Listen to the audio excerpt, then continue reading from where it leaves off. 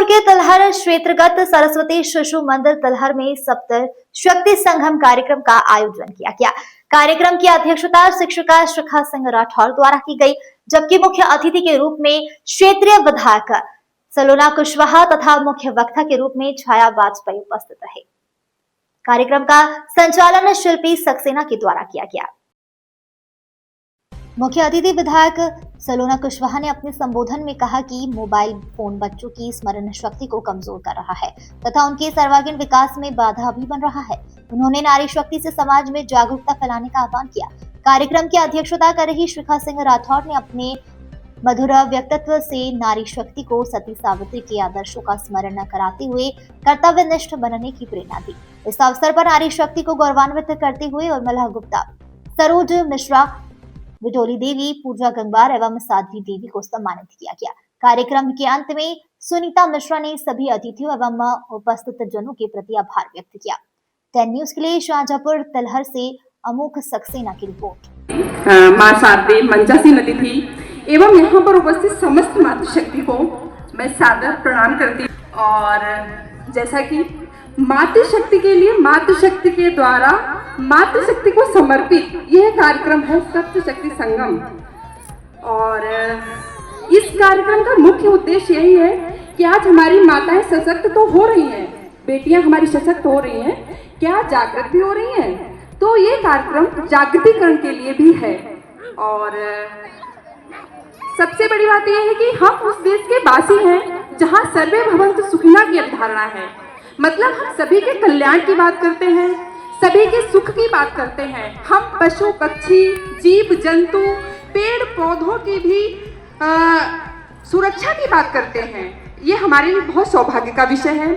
और जहाँ वेदों में लिखा है यत्र नार्यस्तु पूज्यते रमन्ते तत्र देवता, मतलब जहाँ नारी की पूजा होती है वहाँ पर भगवान भी वास करते हैं। हम कह सकते हैं जिस प्रकार सूर्य प्रकाश के बिना अधूरा है, उसी प्रकार जो समाज है वो नारी के बिना अधूरा है। हमारे यहाँ नारी को शक्ति स्वरूपा देवी करुणा की प्रतिमूर्ति कहा गया है। नारी सृष्टि की जननी है, इसके बिना समाज की कल्पना भी नहीं की जा सकती है। लेकिन आज आवश्यकता है, नारी सशक्त है, जैसा कि मैं बता चुकी हूँ। जागृतिकरण की आवश्यकता है। नारी जो है, हमारी समिति में कहा गया है, नारी राष्ट्र की आधारशिला है, क्योंकि वह समाज का निर्माण करती है, सृष्टि का निर्माण करती है। और बच्चे जो हैं वो हमारे राष्ट्र का भविष्य है। तो राष्ट्र के जो नींव मजबूत करने का कार्य है वो कौन करती है? हमारी मातृशक्ति। तो मातृशक्ति का शिक्षित होना भी बहुत आवश्यक है। आज हम बात करेंगे अपने नागरिक कर्तव्यों के बारे में, कि हम अधिकारों की तो बात करते हैं कि हमारा अधिकार क्या है, हमारा कर्तव्य क्या है, ये भी हमें पता होना चाहिए, हमारा कर्तव्य। और हाँ, एक चीज हम ये भी कहना चाहेंगे कि नारी इतनी महान है, शक्ति है, कि उसकी व्याख्या जो है वो गीता के 10वें अध्याय के 34वें श्लोक में भी कहा गया है। कीर्ति श्रीवाच नारीणाम स्मृतिर मेधा धृति क्षमा, अर्थात नारी के अंदर ये 7 गुण होते हैं। 7 गुणों के कारण ही वह पूजनीय है।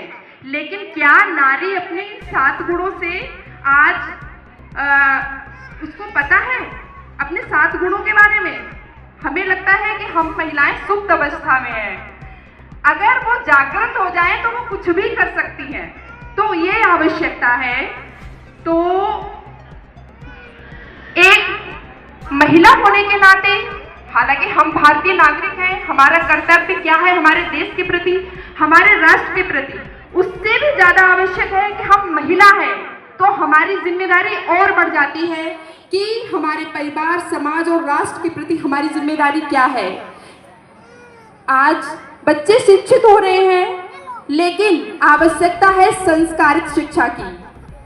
हम अधिकार की बात करें तो कर्तव्यों का बोध होना भी अति आवश्यक है, क्योंकि अधिकार और कर्तव्य एक दूसरे के पूरक होते हैं। अधिकार शिक्षा जो है वो हमें अधिकार और कर्तव्यों का बोध कराती है, लेकिन संस्कार, हमारे जो संस्कार हैं वो हमें हमारे जो अधिकार हैं, कर्तव्य हैं, उनको निर्वहन करना सिखाती है। यदि प्रत्येक व्यक्ति संस्कारित होगा, शिक्षित होगा, शिक्षित के बाद संस्कारित होगा, जिसकी आज कमी दिखाई देती है, हमारा समाज किस दिशा में जा रहा है, ये चिंता करने का विषय है। इस कार्यक्रम का मुख्य उद्देश्य ये भी है कि हमारे जो छोटे बच्चे हैं, हमारे जो भविष्य है देश के, वो किस दिशा में जा रहे हैं। तो आवश्यकता है नारी को सबसे पहले जागरूक होने की। नारी अगर जागरूक होगी तो हमारा परिवार संस्कारित होगा, हमारा परिवार मजबूत होगा, और जब हमारा परिवार मजबूत होगा तो हमारा समाज मजबूत होगा, और जब हमारा समाज मजबूत होगा तो हमारे राष्ट्र को मजबूत होने से कोई रोक नहीं सकता है, हमारे भारत को कोई विश्व गुरु होने से कोई रोक नहीं सकता है। ये बहुत बड़ी आवश्यकता है। नारी जो है वो परिवार का आधार है, समाज की धुरी है, राष्ट्र की निर्माता है। तो नारी से महान तो कोई नहीं है। बच्चे जो हैं स्कूल विद्यालय से शिक्षा ग्रहण करते हैं, लेकिन वो नैतिक मूल्य कहाँ से सीखते हैं? वो नैतिक मूल्य अपने परिवार से ही सीखते हैं। तो इसलिए हमारी जिम्मेदारी बनती है कि बचपन से ही बच्चों को अच्छी आदतें विकसित करें।